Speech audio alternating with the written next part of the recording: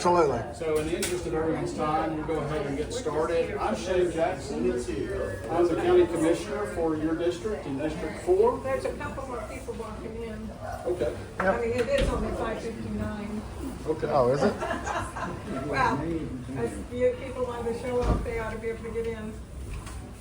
And, but I'm county commissioner for 4th District, Shane Jackson again, and this is a community meeting to discuss the upcoming rezoning. I just wanted to give everybody kind of a, before I handed it off to the owners of the property and their attorney, their legal counsel, is just to kind of explain the process real quick on, because most people, including before I got on commission, didn't, don't have a 100% grasp of the whole process.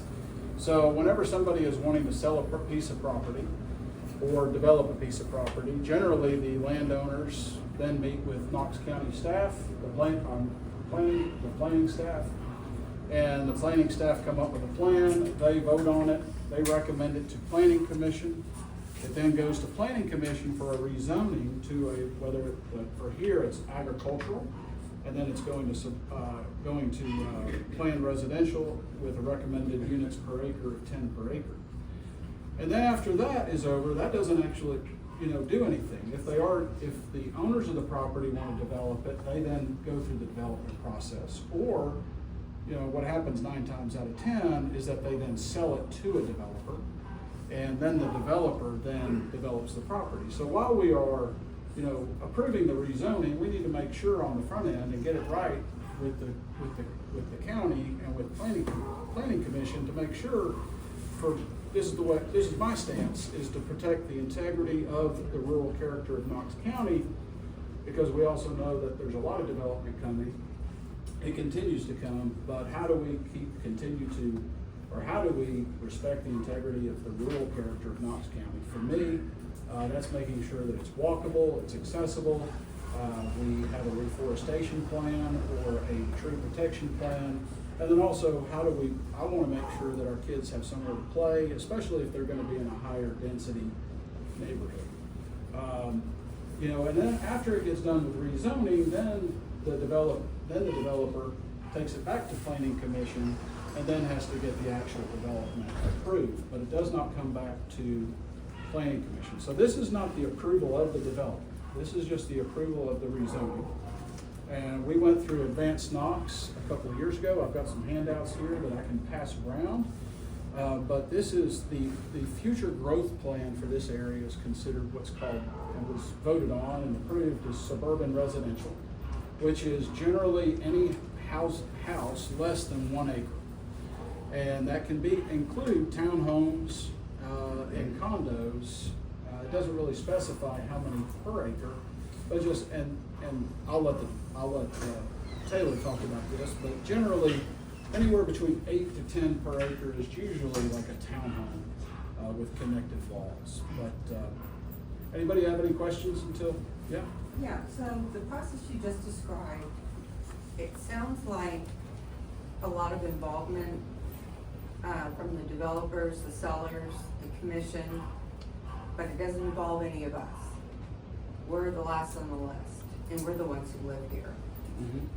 I doubt very seriously that a lot of the people on the commission live here, or they wouldn't want a high density area. Well, I live here. I mean, I live in this district, so. Well, the district is big. We're talking the immediate area here. Shane, can I speak to that? Sure.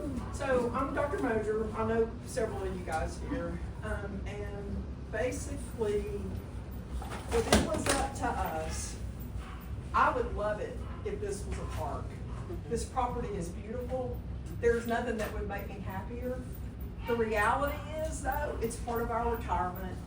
And, if you guys want to all pitch in and buy it, I would sign away and make it a park. I would love it. Actually, one of my neighbors did offer to buy some of it. At one point, they told y'all if y'all want to buy, they were interested in some of it.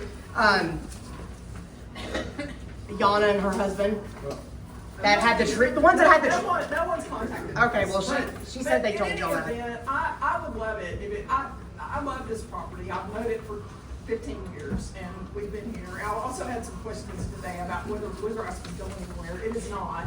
That was because there's 2 acres of unused property back there. That's why Taylor listed it in the properties. Bluegrass, we have a 15-year lease. Bluegrass is not going anywhere. Right. So. And I totally get the retirement, I totally get it. Well, I you know, too am retiring, yeah. and this is my home. And And I get I that. don't wanna have issues possibly as today, there was a 4-car accident in front of Foxfire. Yeah. I People have fly on this road. They fly. I've seen it. Right. We had a wreck a couple months So ago. we have no idea what the impact is. He's so happy. Of the impact is That's from the bogus. apartments that are being built right now, let alone what's being developed in addition to that. So I we've already agree. Just for the got, record, we didn't know anything about the apartments down there either. well, and I'm sure you didn't, neither did we, No, until they were being yeah. built, and I I'm like, hear oh my you. God, And I hear you. what is that? Because they went under a special No, I understand. zoning. So They get that's snuck in. being built. It's a fact. Now, we're looking at new building here. In addition to that, we've increased the density like 1,000 times in this area. It's just, it's not only is it not conceivable, I mean, it's just not good business, it's not good sense. I mean, you've got a lot of people in a small area, and that's not what we all signed up for. Well, I'm not opposed to anyone who would like to sell property from their retirement. I get it, I'm retired, I understand that. What I have a real problem with is the fact that it's up to 10 units per acre. And I went on the zoning website, and basically, you could have it 3 units per acre. So this is what I have a big issue with, because of the density. We're looking at increasing traffic flow. You think about how many units that could be, and you figure that each unit could use 2 more cars. And how many more children going to the schools. And I used to live in Bexhill right over here. I haven't for 17 years. I moved down off of Westland. I just moved a couple miles down the road. But even then, turning left onto Bluegrass Road could be problematic. And since they have built those new apartments down there on the corner of Ebenezer and Westland, I live off of Westland, it's 2-lane. Just tonight, we were trying to get out to turn left on Westland between the lights at the Gallagher and the lights at Ebenezer. You can sit there for 10 or 15 minutes because there was so much traffic at this point. So my concern, I've got 2 concerns. One is that the preliminary approval by the commission was 13-0. And Shane, I voted for you to represent us, and I have a problem that every single one of the commissioners thought that this was a fine idea. Very true. That really troubles my heart. That was planning commission. That was planning commission. No, we had to take it to commission. That was long, I was watching it on. Exactly, and those of us, I've lived in this area for over 30 years. So I've seen, Bluegrass is a 2-lane road when I moved here. So I've seen the expansion, et cetera. And if it's planful, I don't have a problem with it. But 10 units per acre, absolutely not. Because it said that it was consistent with the neighborhoods around. No, I lived in Bexhill, I had 2/3 of an acre. Some of the properties in there were larger than that. You go down the road to, Foxfire, acre lots. You go down to Farmington, half acre lots. So no, that is bogus. That is not true. The only new developments where there is that kind of density, individual homes, is that street right alongside Bluegrass Elementary and the other one, I can't remember the name of it. Actually, point of reference, there is absolutely nothing in the Bluegrass school zone at all higher than 5 dwelling units an acre. Okay. Even these are only at 5. Okay, I didn't realize that. So it's double any density of anywhere in the entire Bluegrass school zone. May I ask you back on her, because I'm not sure if I heard you well, because you said advanced Knox. Did you say that you only approve up to 10 units an acre, or up to 10? I couldn't catch So everything. the recommendation from staff and planning commission is, and the request from the landowners, is 10 per acre. Why? Why? Why is that even approved? Nobody wants. I mean, who would want to live Except in that? people that want an apartment. Yeah, or a lot more rentals. You have a question? I actually am a former employee of the planning commission, so I completely understand city planning, and I actually was in their PR department. I did public relations for them. So I know that You for wanna come this. over here so everybody can hear you? Sure. I think it might be helpful. Sorry. So I know for the advanced Knox, I understand this planning and all that, but I also know that for that planning, the staff got there, so what they thought would look good in a large-scale planning model, and it went, maybe had a public meeting, which normally about 10 people show up to, because we know that nothing's gonna happen. No one cares, if we come up and say, we don't enjoy, like this, the same thing that happened at the planning commission is gonna happen, where they go, well, we don't care, we know what we're talking about, we know better than you. So even if it is in the master growth plan, which I know all about, that's kind of a BS rubber stamp, because that is just the planning commission saying what they think would be good for that. That's So- what's happening tonight. We're all gonna come here and say no, and you're gonna go ahead with it anyway. Well, and that's what happened too. I can't, I am one of very few people that were actually at the planning commission, and I can't tell you how frustrating it is that we were just dismissed completely. They even tried to, going back to the how many units an acre, they're like, well, where is that? How does that fit in? They couldn't find it anywhere in map, and we went, oh well, and voted it anyway. They never took a bother to drive the area. to- Well, and that's the thing, is to that Leander. the planning commission sees this road as the ideal road. This is a absolute perfect road that we should build 50 million apartments on. It's the future of Cedar Bluff. Oh, they actually called it Cedar Bluff. One of the planning commissioners actually called it, this is at Cedar Bluff. Yeah. And da-da-da-da-da. Which, I don't know, I certainly don't feel like it has any reference to Cedar Bluff at all. How do you stop it? You don't, you can't, they don't care, pretty much. But we hope that Shane cares, and you are our elected representative, and I wanna know when our county commissioners are really gonna start representing their constituents and taking our concerns back. Even if the vote changed to 12-1, at least I would feel like our concerns were heard. But I agree with her, everything is rubber stamped, it doesn't matter, they don't look at how this is, who's gonna fund the infrastructure changes, sewer changes, the schools that are gonna be required. If they build a bunch of townhouses, you could throw another 200, 300 kids into the local schools. Well, the planning commission said they had nothing to do with it, you do. So, what is the answer to that question? Planning commission said the schools and the roads have nothing to do with them, that they don't answer to that question. I mean, the schools. Because they don't have anything, they can't make more schools, they can't make more roads. No, their job. You is do. to- Their But job the is. decision-making is, that's part of it.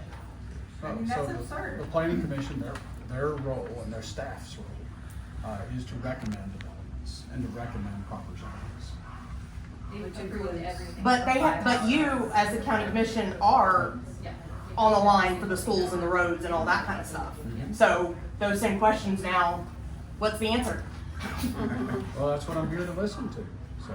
I have the actual numbers related to Suburban, that a lot of people wouldn't naturally know. Like, I wouldn't know that if I wasn't there. And we were at 575 students, just with the new building that went in, that 47 unit that one got input on, because they just split that right through. We've already increased up to 630 students. It doesn't sound like a lot, but that's an additional 3 or 4 students per classroom. Those classrooms are already all at max. We can't take 3 or 4 more students. That doesn't include anything else that's being built. The teachers are now losing their lunch breaks because there's a max, like fire department max, like 130 in that lunch Yeah, I'm break. aware of that, yeah. So, where do the students go to eat lunch? If we have too many students, they go to eat in the class, which means now the teachers do not have a break. They don't have that time. They have to eat with the students in the classroom, which is ridiculous. We've already expanded the time frames that the lunch is, so the kids start eating at 10:15 for lunch. That's correct. And they finish eating at like 1, which is the widest time frame for lunch out of any school. There's 2 portable units that are now being transferred into classrooms. for this year. That doesn't include anything else, because we have too many students. There's just not space. I know we talked about this, we need to work with Knox County Schools because they're ultimately responsible for that. But we're responsible for planning to not further overwhelm them until there is a plan to fix it. Because right now, we're already not able to take additional kids. We've already lost teachers because they know how this is going. The whole reason people want to move here is because it's nice and it's a great school. What they're moving here for is no longer going to be here, and it won't be the same if this continues. So by decreasing what is permitted, will help to control that a little bit. We know things are gonna be built. And given that's gonna happen, we know that, that's not the problem, it's just, it needs to be within the range that's able to be controlled. And the other problem with Bluegrass is, it's not just that kids are gonna be in portables. Because as several of the commissioners, they're perfectly great human beings and they went to classes in portables. Yeah. Great. Bluegrass has no more land to put more portables on. Exactly. Unless you take out the playgrounds, unless you take out the fields, unless you take out the track. Yeah. So in this push to have kids being healthier and getting out more and exercising, the only way you can do that right now is to remove that room, because by that last neighborhood going in, the school is completely landlocked. And my house is directly behind here. Like, I am on the line with the properties being developed. There have been instances on Strawflower, which is the road directly behind the school, where ambulance haven't been able to get down it because all of the parents from Bluegrass park up there because there's not enough parking for all the parents when there's parent events. It's just no room to. So I have so can a principal say, No. can't take any more kids? Sorry. Nope. We're not, because it's public. Yeah. We're not allowed to say that. So if they build, they have to go there, but we're with them. So The I, max is 25 students per class right now. Most of them are already at 23, 24, some of them. And my son's class was at 23 for the majority of the year. 3 or 4 students, we're even putting 3 or 4 additional students in class in that size, right? I moved here in 1976. I went to Bluegrass when it was just that building up front. So I have seen all of this expand. I know why people are moving here. I understand that we do need more housing. I work at UT with graduate students that have no place to live because UT tore down the graduate student housing. So I understand that housing is an issue. But I also understand that we have an infrastructure issue.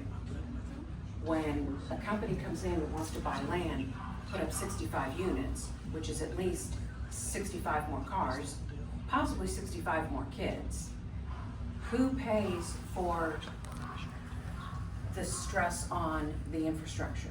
Who pays for stress on the sewer, on the power grid? Who is going to upgrade that? Is the developer going to put money into the county coffers so that we can expand the school, hire a couple of teachers, so that maybe they can get their lunch breaks back? Well, there's no, teachers wouldn't help that. We have that. There is not a cafeteria or place on the entire campus that can do that. My point is, the developers are never asked to pay for these things. They are always given tax breaks. Now, another concern that I have is when that unit was going in down there, the one at Westland and Ebenezer, we were told that there was gonna be a senior citizen, senior center. And I thought that would be lovely, because my mother was aging up. The developer found a loophole that allowed them to build 2 more buildings, which was about another 30 more units. What's to stop this developer? You talking about Crescent? Is that the name? Yeah. I mean, there's supposed to be a senior center and an activity center there. And for those of us that have made this area our home, I've lived here 50 years. I don't see me moving. I just bought a house in Foxfire in the same subdivision I grew up in. That's how much I love this area. I sent my children to Bluegrass because I went to Bluegrass. Well, let me just say this, I'm sorry to interrupt. That's why it's important to have these meetings and to get it right on the zoning.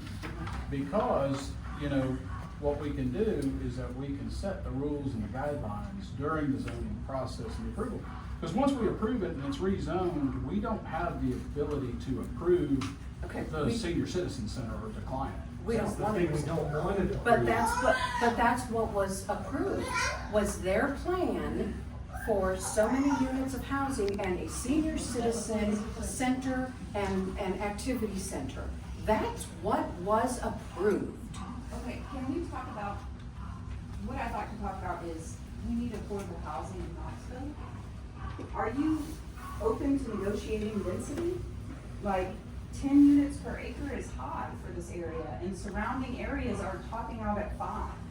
So what about 6 units per acre? Well, if anything, that's gonna do the opposite, because for them to get the money off of it, they're gonna be That's my nicer. other question, will you sell to a developer? You said this is your retirement thing. Well, it so- is, Right on. part of it, I've gotta retire sometime. Absolutely. Or I can die and let whoever else But comes 10 along units do per it. acre is larger than any parcel in this area, so are you negotiable to up to 6 So, for comparable? thank you all for coming. My name's Taylor Forrester. I'm an attorney here in Knoxville. I represent Mary and Christie. And so when they reached out to me and we first met, I'd already looked at the property, looked at the area. And so when you So you saw that it's like 5 or I up to 5? I understand. And so when you start analyzing properties and thinking about potential rezoning requests and talking with them and what their goals are for the property, the first thing that you kind of look at is, as Commissioner Jackson referenced, the advanced Knox, that is our new comprehensive future land use plan. And so when I'm going through that plan, it identifies different land use designations. And as was referenced earlier, this being suburban residential. You look at the factors of suburban residential and what it contemplates. But also in looking within the existing land use designation for the property, you look at the whole entire comprehensive land use plan and what it's focused and centralized on and trying to accomplish is to preserve the rural areas so you don't have urban sprawl and you end up with pocket, subdivision developments where there isn't anything around it. There's no infrastructure, limited utilities. The roads are not sufficiently wide enough. The site distance isn't there. And, those roads, when you expand everything out, it spreads the demand on the infrastructure and the utility companies to where that cost mechanism that you're talking about can't be made up. And so part of the advanced Knox to new comprehensive land use plan is concentrating density and applying density where there is adequate and existing infrastructure. And for instance, roads, as I mentioned just a second ago, here you have 5 lanes of roads right out in front of this property. You have sidewalks on both sides. You have a small commercial node across the street. You have elementary school down the street. So those are all the kind of infrastructure amenities that you look at when analyzing and trying to make a decision on what makes sense to request here. And understandably, you look 5 units an acre from an aerial map standpoint, and those 5 units an acre developments were approved 20, 30 years ago under our prior which land use plan, which was sector plans within the comprehensive land use plan. And so everything out here had a LDR designation, that's low density residential, which would only allow up to 5 units an acre. And so what all has happened since then is the new comprehensive land use plan, the improvement and expansion of the existing infrastructure right out front. I think when Mary and Christie all bought this property at Ebenezer Road, it was 2 lanes, is that? No, It was 4? But I know some of y'all mentioned it was 2 lanes. Yeah, I grew up in this area. Yeah, It was 2 lanes. up until. So it's going to be 10.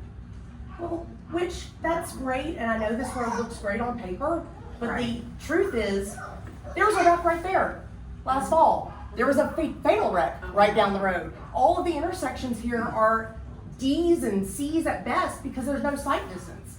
And for this property, they're gonna have to get a variance because there's already all the curb cuts already intersect all the other curb cuts before you even go here. So you can turn here perfectly legally and hit 5 cars coming out. And the wonderful pedestrian crossings, well now when I come here to take my dogs, I can't turn in here until I'm right on it, which defeats the whole point of a turn lane. So I'm glad that they think that's a great, and all my neighbors that like to walk up and down here don't anymore because of all the wrecks, all the fatalities, everything else that's happened. You have to be out of your mind to walk on the sidewalk. Well, and I still do sometimes, and I have to turn my music or whatever I'm listening to up because the noise going through is so loud. The trucks, and cars going through at 50 miles an hour. The problem is, everything intersecting it is single lane. You can't cross and go anywhere else unless you are just driving straight down it. No, when you say that, you're talking. Any of the roads that intersect. That intersect. Yeah, like, if you're trying to pull up onto this road, that's part of the reason why there's so many accidents, you can't get out. Mhm. And people have to hurry up and go, and that doesn't go well all the time, because you can't see. A lot of times. No, go for it. I was gonna say, and also, anything that's built down here is gonna be within the rental responsibility zone. So these children will not get a ride on the school bus, so they will be walking on those sidewalks, which some of these folks have just expressed may or may not be totally safe. So, that needs to come into consideration too.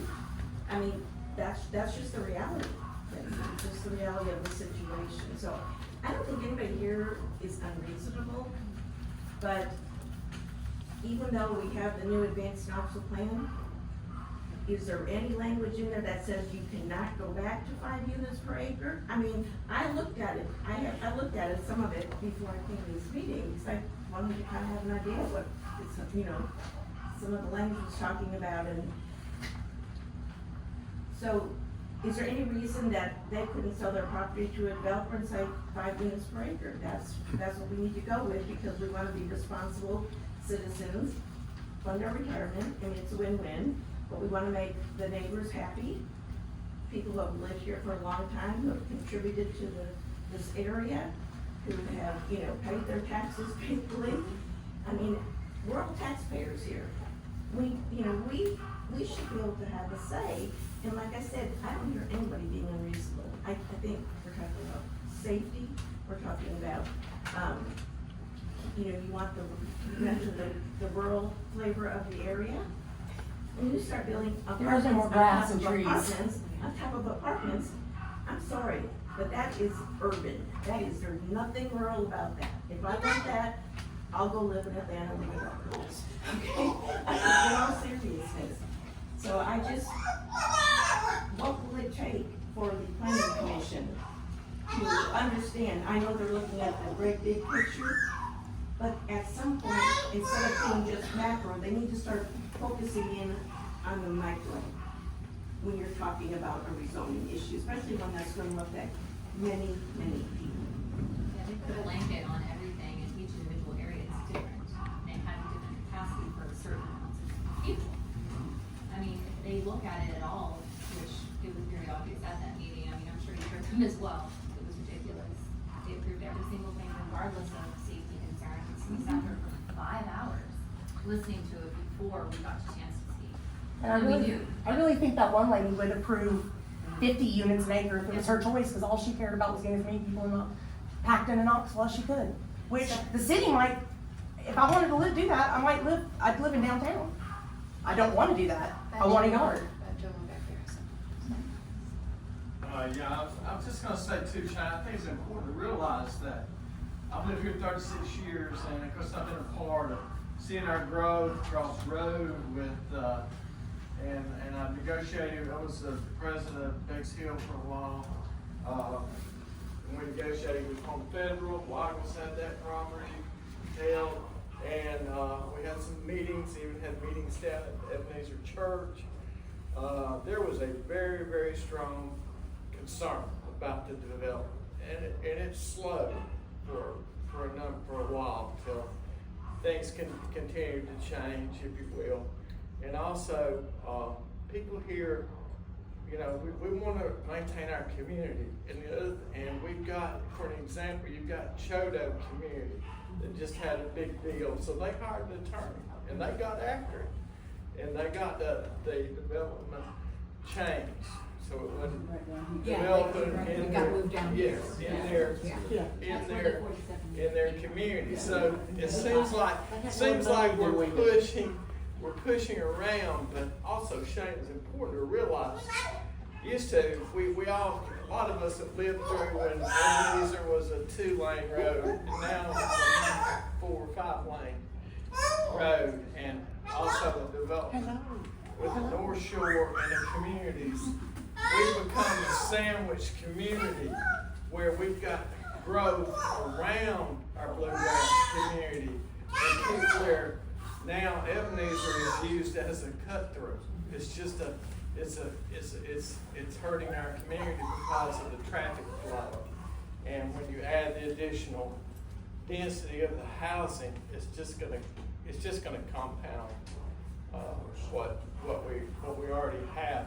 Like I said, we've been concerned. People here are loyal to our community and we'd like to see us get behind us to think about reasonable growth. Sure, if I had property and I wanted to make money, I'd want to do what I could to make money. But sometimes it don't work that way. So I'd hope that the community that we have, our concerns are valid and they would be heard. Since he brought up Waggles, I was going, because you all probably don't know this, because I just found out today, they're putting another Waggles at the corner of Ebenezer and Westland. Right. But it's already voted, so Westland is so screwed, and nobody's cared about that at all. It is a 2-lane road. Yeah, that was That's the more plan. traffic. You're bringing traffic there and down here. Sometimes they just buy the property. It's got a development plan sign on it for the next planning commission meetings. Because sometimes they just buy the Senior, the assisted living is supposed to go on that corner. That was always, Michael's has owned that since I think before that even came in. Yeah. So, yeah, you have a So, question? I live here in Bexhill, and I go to work around 7:30 in the morning. I cannot make a left. I can't get out, so I have to make a right, and I had to change the way I go to work just because I can't get out of the neighborhood. So if we have 6 or 10 units or whatever it is that we're gonna have, is there consideration for a right? I mean, I'm just, how? So- It's just gonna back up more. I understand, but I don't, I hate to say this in front of the camera. So these are the things that I'm working on right now with engineering. Number one is that, this is a 5-lane.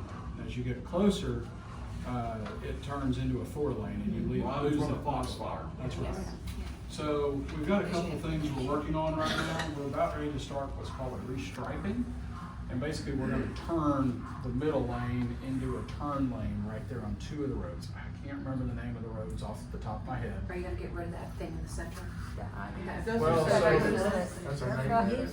so, that's, are you talking about the crosswalk? Yeah. Yeah, the crosswalk. So That there was the somebody thing in the gets- center. That's never used. And people kept hitting it. Yeah. So, one of the things that I've asked engineering to do is look into, and they're doing a report right now, to have a stoplight, potentially, what's this next subdivision down here? Bennington. Bennington. Bennington and Brentwood. Yeah, have a stoplight there, and then be able to have a crosswalk, because I think a lot of the concern of people is that people are coming down Ebenezer at 65 miles an hour. Then no one will there's ever get some- down that And there's road. just some flashing yellow lights, but a red light actually, people slow down, they anticipate it coming a little bit more. It's funny, I reached out to the sheriff's department and asked them how many accidents had taken place on Ebenezer in 2023 and 2024. And they couldn't tell me, which I thought was interesting that they don't have a database that they can access Well, to get that information I have pretty that readily. information. Actually, I have a small snippet. When I was looking at this part of the road where we're gonna take it from, put the restriping that I was talking about, we're gonna try to find funding over the next 2 years in order to purchase land, expand it, and put a center lane all the way down. Right, but that should be All the way. done first before these get built. What land are you gonna purchase and where? Well, I don't, I can't tell you which side of the road, but they would purchase enough land in order to expand another lane to bring the center lane over. But people own the property up there. I mean, the poor Wegmans have already lost half their property.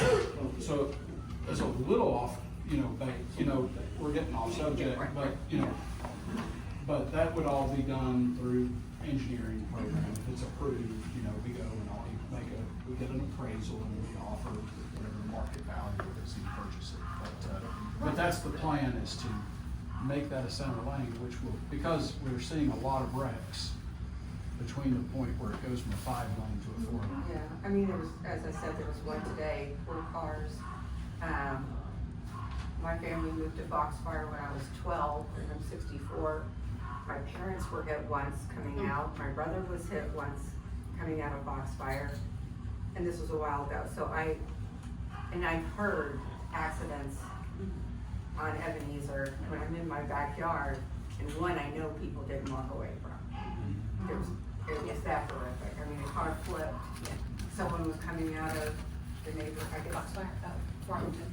And since I've been commissioner, I have worked with also the sheriff's department on some traffic calming. It's putting one of those little signs, those little things that, you know, monitor your speed and it says slow down. And then also actually having officers. But the problem that we have is that as soon as you take it away, people just speed back up. You know, so it's only while the officers. It's just the way it's positioned between, with the traffic flow with Pellissippi and North Shore, the volume of traffic coming. I mean, it's like, this is like a main cut through thoroughfare. Now, it's not just access to our neighborhoods in which we just like for it to be. It's like, you know, it's like a main thoroughfare going to them, you know. I would say at least 25% of the traffic is Blount County tags. Getting from, you know, the mall area back over to I understand Pellissippi. the frustration, absolutely. After the planning commission, so one of the other cases during the planning commission was this guy wanted to make a triplex. And like, they were trying to figure out how to do the zoning for it, because the only thing they could figure was to give him like a 7 dwelling unit or a 1. And they were saying, well, we don't really want to do that because, you know, best intentions, that might be, you might want a triplex, but to do that, and the only thing we can do is a 7 unit. If something happens later down the road, someone has the legality to put 7 units in there. That is my concern with this. After the meeting, I had a hour and a half plus meeting with Dr. Mosier and them, and I can appreciate the plan that she said they have right now. It sounds almost best case scenario. My concern is something happens. We have a recession, and they need more money than anticipated, or they have to sell to a developer. That plan doesn't happen, and we get 65 units squeezed in here. What is that plan? What are they gonna do here? 10 units per acre. The very vague idea, So this entire strip right here, all the way to the back. no, the two units over there, The two and behind houses. here, they said their idea right now is about 50 units, which So is they're gonna 15 less than the zoning is allowing. So they're gonna clear cut from those 2 houses down. Well, they are clear cut. Those are empty Those lots. are all gone, all the way down, all the way back. It's gonna be like an L shape on the lots. How many acres are in this? It's 6.5 is what got rezoned. 6.5 something. It's about 6, pretty much 6. It's like 6.3. So the potential number of 70, people that's is 60 6.5 Yeah. acres. So it's less than, they were estimating less than necessary, and the idea sounds great. But my concern is that something goes wrong that y'all don't have any control over, and someone squeezes that many units of not, because honestly, also in Bluegrass, most of our single-family homes have a certain price point. Yeah. And they squeeze 60-plus cookie-cutter townhouses in here.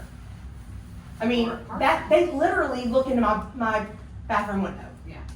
I can still see from the Mexican restaurant's Christmas lights every night from my bedroom. So I'm the most directly, you know, that is how far I have between me and my next neighbor. So that's why I am still not comfortable with the 10 units an acre. I believe they wanted to, I want to believe that they have the best intentions and that they have a good plan and it sounds great. Worst case scenario, they're not the one that ends up doing all this. It could go horribly wrong. So is there a developer that's already made an offer? Why can't I mean, why can't you keep it as single family? Why can't you just sell What's wrong with that? why can't you just sell the property to? Well, it should be, that's the whole point of this meeting, is it's zoned for single-family homes. They wanna make it. But we're all, I think most And the people are next okay with the step- idea of it going residential. Right, so You're no gonna problem put going one per residential. acre. No problem Yeah, going residential. but if you do- not 10 Like everybody else is, every other zoning is right now, cause the one right next, Bluegrass, Heritage Bluegrass, no. Bluegrass Landing. Bluegrass Landing right next to the school, and then the one next to the other Bennington, those have tiny lots. You can almost touch the houses between, and that's 5 units an acre. So we're talking double that. People have not moved in there yet. They started leasing them in May. People have already moved in. No, it's the neighborhoods. The neighborhood Oh, okay. right next to Bluegrass, and the neighborhood, next to the other Bennington That entrance. neighborhood right next to Bluegrass, they have no backyard. No, and that's half of what they're talking about here. The townhouses at the corner of Westland and right here, that's only 3 dwelling units an acre because they have so much green space. Even the ones right, the smaller home neighborhood right here, High Bridge. Yeah, that's 3 or 5. Even the condos right here are like 3. In fairness, I'm sorry, I don't know your name. Lovely Beth. Christy Mosier. In fairness to you, I hope you don't, we don't think we're being horrible to you, but are you going to keep this building? You said you had land. Are you gonna leave it here or move it somewhere on the Yeah, no, property? Bluegrass is not going anywhere. It's I not mean, part this of the is- rezoning. Okay, so it's staying It's right staying, in this, yes. right in this location? Yes. And are they going to let you keep any of the This is their land. land? I mean, are you gonna be able to keep some of They it? would negotiate Oh, that. yeah, you'll be able to what? Are you going to be able to be allowed to keep enough for your practice to thrive? Yeah, we own it. We own the property. So whatever, I don't know how many. I passed around 2 sheets of paper. One of them had some information about Advanced Knox. The other one actually has what the future property line will look like. So you're saying that this is what we've been looking at? So that is from Advanced Knox. That's just showing you what a suburban residential place type is. But this isn't anywhere in the realm of what we're talking about. It's not a real, and that's a bigger picture, is that, who says we want advanced Knox? Because we didn't really have any say in that either. One of the commissioners made a snide comment about how I should watch their Facebook plan. I made their Facebook page. I literally constructed that Facebook page, and I'm still on it. And so if I didn't even think it was anything worth doing, how did anyone else? Hey Shane, be sure that everybody knows that Commissioner Hill, Commissioner Oster, and Commissioner Russell are here. Oh, okay. I just want to let everybody know, just so you don't, we have other commissioners here as well. You can thank Brian Hornback for recommending me say this. You got 4 of the 6 in here. Commissioner Terry Hill, Commissioner Angela Russell is somewhere, She's in the back, right there. Yes. and our chairwoman Oster is here. She's hiding behind me. Is there somebody else? That's it. That's it? Okay. There's 4 of you. Is it possible, even though you voted 13-0, The planning commission. oh, I thought this was. No. So what's happening this Thursday? at So there are 11:30? three levels of planning. There's staff, which is it's basically a joint agency between the city and the county. And they take the rules that are set by whichever governing body and then make sure that whatever the development is fits, and they recommend, and then they recommend it to the planning commission. And then planning commission approves it. And if it is required to go to the county commission, then it comes to the 3rd level of approval, which is us. And then we are approving the rezoning and the number of acres that are allowed and any other special requirements. Then they'll probably sell it to a developer, and the developer will come up with a plan and go back to planning staff, get it approved by planning staff, then it goes back to planning commission, assuming that it needs to go there to have the development approved.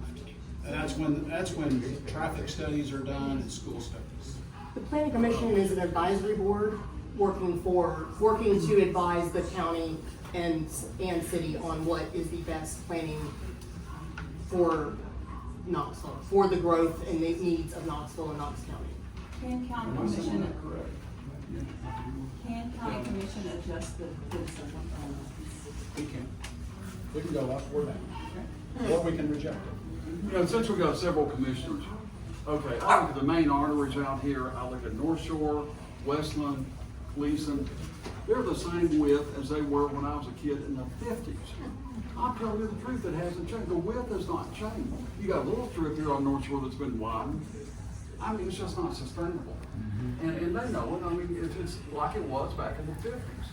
And think about the volume of cars that's here. But because we have sidewalks, It's just not sustainable. and. We have sidewalks and a turn lane, so it's great for hundreds and more. Yeah. 75 years in the So will the commissioners listen to the people? I know. That's why we're here. I mean, do we need to? Well, that's you to answer. You're the only one that can answer that question. Do we need to get like triple, quadruple? Do we need to, you know, get signs, hire an attorney? What do we need to do next? Hire an attorney.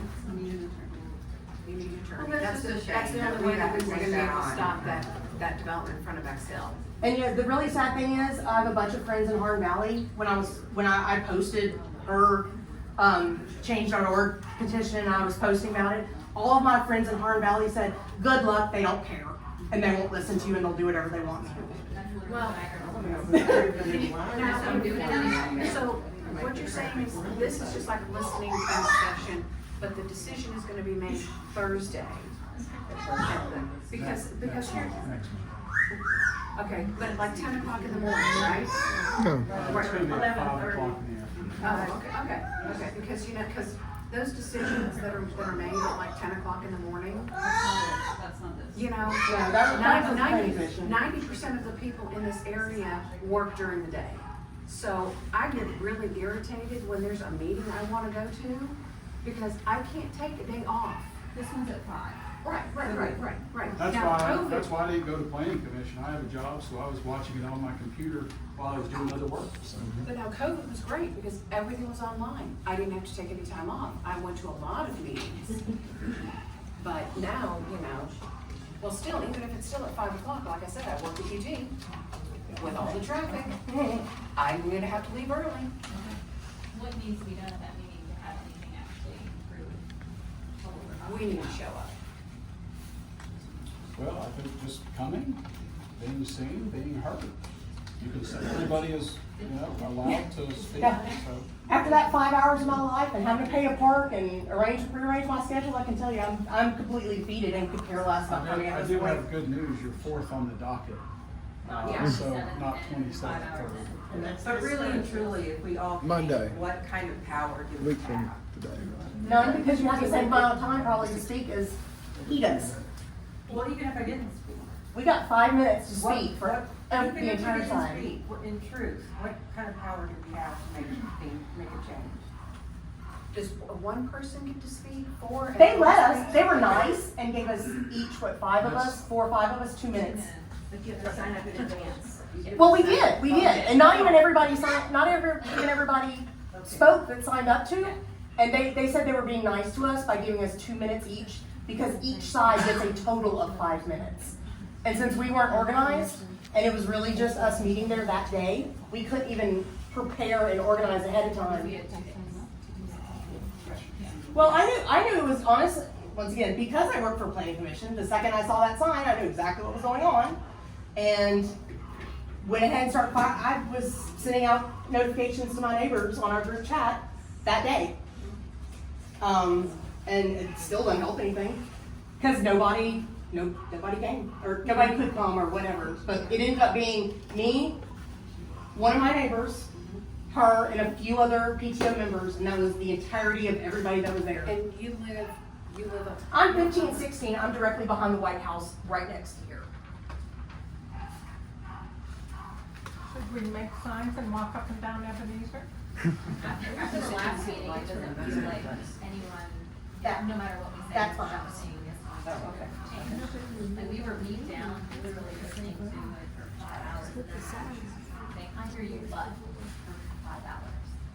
So by the time we got a chance to speak, we knew exactly what was going on. So here I know we have to do that again at another meeting. regardless of position of when we're allowed to speak, we know it. And I You did- say, I hear you, but. And not only that's that, but I thought it was very interesting that for all the commercial, it's okay, sure, okay, sure, okay, sure, okay, sure. Why don't they have to go fill in? Why don't they have to squeeze in? Why don't they have to have more density? And they have to, I mean, I know density is different with commercial and residential, but why don't they have to go fill in all the empty lots, empty places on Kingston Pike before they build a brand new one in Hillside? Why is it only the residents that have to have the crap end of the stick? We're just the ones saying, how to go property tax. Or put an apartment complex on Kingston Pike. There's other places that something like that can be built without a lot of impact on the people directly. It doesn't need to be right here. A lot of things could go here that wouldn't greatly affect the school and the traffic. But 10 units, 65 basically could go right there. That's 120 students. We can't take one more, let alone 120. And we didn't even get to anyone yet. We're not even at capacity with the build. I mean, we haven't gotten the numbers completely yet. We have no idea what that's gonna bring us. They haven't even moved in yet. That was 40. So there's plenty of places to put that type of development if they have people that they want to put in it, but it's just not appropriate at this point to put it there. It might be at some point, but it's not right now. So it needs to be decreased to at least 5, not at most. Yeah, that's the at most it shouldn't be any greater than that. Yeah, and I don't see where 10 makes sense when you've got 3, 3, 5. How do they get 10's okay? 10 is in keeping with the. So who decided on 10? That's the request from the landowner, and that is then that goes to planning So you staff. guys want 10? Right, so that's the question. That is the request. So we would be voting on the request. So would it be more money to you guys if you had 10? Yes. As opposed to? Yes.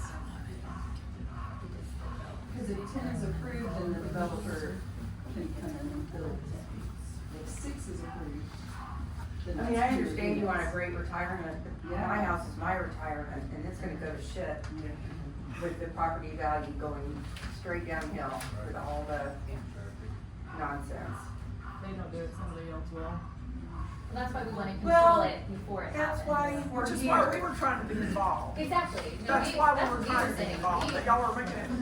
We know it's your intention to have it, if you sell it, then you don't have control over what you do. That's. But who said we're gonna sell it? Yeah, well, that's why we wanna just make sure it's an appropriate amount that's permitted before it's approved.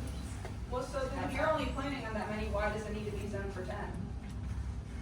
If you're, how many were you planning on building over there? What's the question? How many units is their plan to build?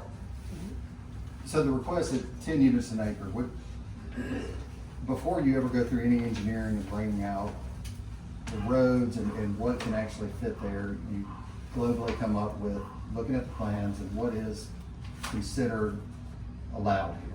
And so with PR being related, or partially related, anywhere from 1 unit up to 12 units an acre under the PR zoning designation. What is their plan? They said they have a plan of how many units is their plan to put there? So the plan is to do the townhouse units and the basis of 10 units an acre. With it being 6 acres, you're still not gonna be able to get, like in all likelihood, when you factor in road infrastructure, size, footprint, and meeting certain requirements. I know, no, I'm saying what, you said you have a plan as to what you wanna put here. Townhouses. Yes. I But thought you it was said you have a plan. Let me How clarify many? something. They are not the developer. Right, but you guys get the most money with the most units on the property. So ultimately, it's all about money. You And said, it's you not- said there was an L shape. You said you had a plan, like it was an That's- L shape of the townhouse. When you leave bluegrass Oh, here, so that's not the, okay, so you don't have a plan as to actually how many you got on the road? Not yet. it's just the rezoning is. Because then, whenever development is starting to be designed, laid out, as Commissioner Jackson was stating, that has to come back through an application, engineering, plans, shows road, shows profiles, shows the layouts of each lot, through the planning commission process, the public meeting process, and has to be reviewed and voted on and discussed.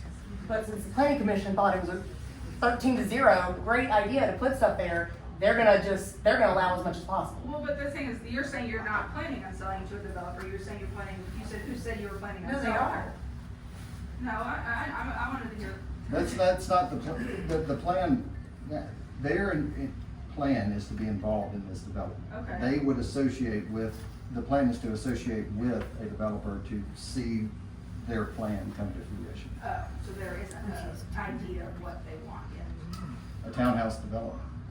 So it's up to the Very developer. That would be the next So, step. yeah, so then They there. sell the property, the developer then comes up with their plans and then submits it to staff and planning commission for. And that developer plan So will the be the most developer- maximized number of units possible. That they can Well, get. their goal would obviously to be to maximize it, to maximize profit share. Question, so Because I buy a lot, but they don't want to sell. if you're doing townhouses, which could potentially have shared walls, if you're building 3 or 4 in a row and then there's a break in this one, how is that not considered, how is that just planned residential and not multifamily? Well, Because planned residential or, suburban residential, which is the advanced notice. That includes townhomes and condos and HUDs.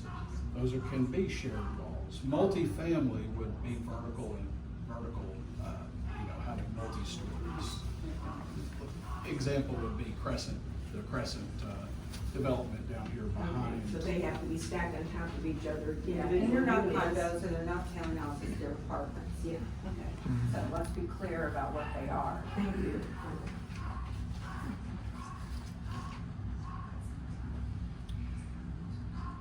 So this is gonna be voted on Next Monday. next Monday. What's happening this Thursday at 11:30? That might be. That's the monthly That's planning commission planning meeting. commission. What starts at Two. 1:30. That's what I thought. I thought it was wonderful. So, Yeah. this has already been That's not for put in this. front of the planning commission. Yes, and they Yes. approved it. And they approved it. So the next step, so what meeting is next Monday then, please? That is zoning board, That's which is a, zoning board. which is part of county commission. Gotcha, okay, I'm okay, gonna so. confuse you with the nomenclature. No. Is that at the same location, or where would that be? It'll be at the same location, city-county building inside the city-county hall, so. Okay, do you have to sign up ahead of time to be on You their can sign agenda? up if you go to the county commission website on the left-hand side. Yeah. And there's a little thing that you can sign up for, Okay, I just give I think he said that, or somebody said that you don't actually do traffic and school studies until the developer has a plan. How does that make sense? So, once the development is coming, then they'll do the traffic studies. That doesn't make sense though. But we are just doing a rezoning right now, so we don't know what the development would look like. But then why would you approve that? If you don't even know what it's gonna look like and how it's gonna affect it. Well, that's the process that's set out also by state law and county, the county charter.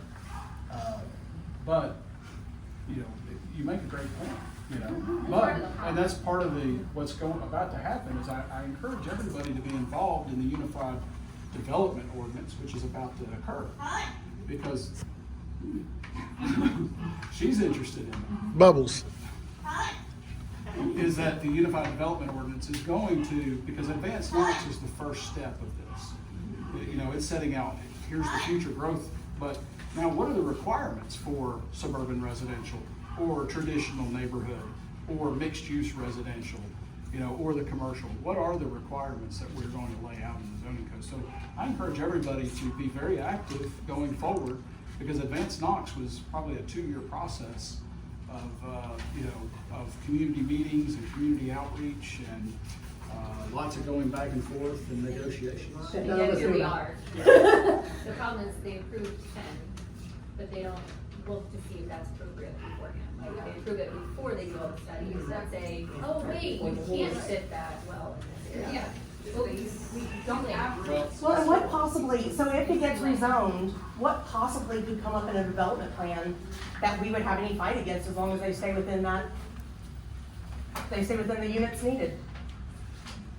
Well, they have to fit, we have engineering rules, But there's also law. variances Their and law there's also is- ways to get around things, but I mean, as long as they have the, within the number, what fight do we have, if anything, if there's anything we didn't like?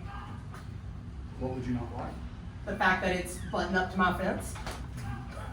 The fact that they can see directly into my bathroom? Can't handle the roads can't handle a lot, much more traffic. I mean, have you seen Westland at 5 o'clock? It goes back to Gettysville. Yeah. Oh, I know, I've been to the So dentist the that's other just day. more people going to Pell City, adding to traffic at Westland. On the other side. And the other thing that always brought up is, you know, it's just a fact, and you can look it up. You have apartments, you have more crime, you just do. Well, these aren't gonna be apartments, these are gonna be towns. No, they're not, and that's why I said, let's be clear, they're apartments. And I can tell you, since I've been back to Knoxville, I think I've seen a cop. I can count on, I think 8 times since I've been here, and I've been back here for 5 years. I mean, just never see a policeman ever. They're here a lot, especially because they're in school zones. They are here a lot, They are. and it doesn't matter. Unless there's an accident. I don't see them, except. There was one time, I asked them about something one time, I said, can you please help? They're like, no. I don't know what's so funny, I mean, it's serious. It's our home. We're laughing at the dogs. Well, I mean, and so basically, so the townhomes probably would be different than apartments. but No, they- they're apartments. But they could be No, they're- rentals. they are apartments. So they would be townhomes for rent or people No would purchase townhomes. them? Apartments. They're individually deeded, there would be individually deeded townhomes. So they would be. You could purchase, So Someone could turn around and. So I could buy 10 of them and rent them out. you could, you could lose money because the rent wouldn't sustain the cost of what, what you would buy it for, so. Right, but I'm just trying to think about potential scenarios, possible scenarios, and then maybe people who are delighted to say, this is fun, it's just what they wanted, you know, all good. But the fact that they're gonna be 2-story, I'm guessing, right? They can go up to 2 stories. You have to go up 3 to accommodate them. Well, I'm 70 years old, and I have a bad knee, okay? It's overused, or the original putting parts of it out, I don't know. But anyway, so people my age, we're not gonna be looking for a 2-story home, especially if all the bedrooms are upstairs. It's just not practical, is to be perfectly honest. So chances are people who are, would be residents there, would be families with children and younger families. But, you know, that's the concern about additional, children who are going to the schools. And then there's, you know, it's not just Bluegrass, there's West Valley, there's, you know, Bearden High School. Don't go, West Valley is already way over fire code. Well, okay, but, you know, I guess what I'm saying, the ripple effect, you have to look at the ripple effect. And I guess I wanna know, where in the county do I find out what the plan is to accommodate all this growth in terms of developing new schools and, you know, constructing? Because they're literally. Well, that's why I'm asking the question, and I'm not blaming you or the commissioners, I'm just asking. There won't be any land left. Well, and, yeah, if you go on. Let's go North Fork. Even if it's 5 years down the road, like they need to secure land for a school, even if it's for 5 to 10 years down the road, because they need to build in neighborhoods, there won't be land purchased. So do you, as the commissioners that are here, are you aware, is that happening? Are they already looking to purchase land for that new school that they're gonna need to build within 5 years? Right now, they're worried about Chodo. Chodo's getting a new school within 2 years. Yeah, okay, Is but, that Boring Road? Is that the Fairgate? I don't know, it's a new Fairfield Elementary School, like, to service Chodo. is there, is the housing us for? It's kind of Ingles on Peace. Is it gonna be an income limited housing where? It's market value. I know the other one is, I'm just asking because, Well, even that, I'm okay with. well, you know, and I'm just asking the question. Which is something we should want, because we actually found some 10 unit per acre townhomes and they look like what you would expect. They look maybe one step above an apartment on a good day. So we want them to be nicer. Yes, of course, yes, of course, okay. Well, I thank you very much. Did you all want to add anything Thank you. else? Appreciate everybody. This is part of the, I'll tell something. I was talking to another group the other day, and I was saying, having community meetings and volunteering for your sports teams, or as a parent, and that is truly an unique American thing. This doesn't happen in Europe or South America or other countries or China. And this is truly, unique to America. This is really democracy in action, is getting involved, coming, speaking. And, for me, it's being present and it's listening. And I don't know how we will vote and I don't know how it will go, but, I really do appreciate everybody's input. And, I will take it all into heart. So, Where do we find the final votes and who voted what? well, you could come and. Well, that's great, but that's not possible I've already done this one. It's It'll not be, possible for everybody. it'll be in the minutes of the next meeting's The agenda. minutes, okay, The that's minute- my question. You can do Will they the- have who voted out which way? You can do the minutes, or I also recommend either reading the paper, or there's another newsletter called Compass that you can read. Compass, and Compass each day will tell you what the votes are the day before on any, sometimes with contentious votes. It's also They don't tell you everything. It's also online, Shane. They can go back after the fact and pull it up and watch it. Go to That's YouTube, right. go to That's YouTube right. and go to Community TV. Yeah. Go to YouTube and look for community television media. Thank y'all. Thank you. Thank you.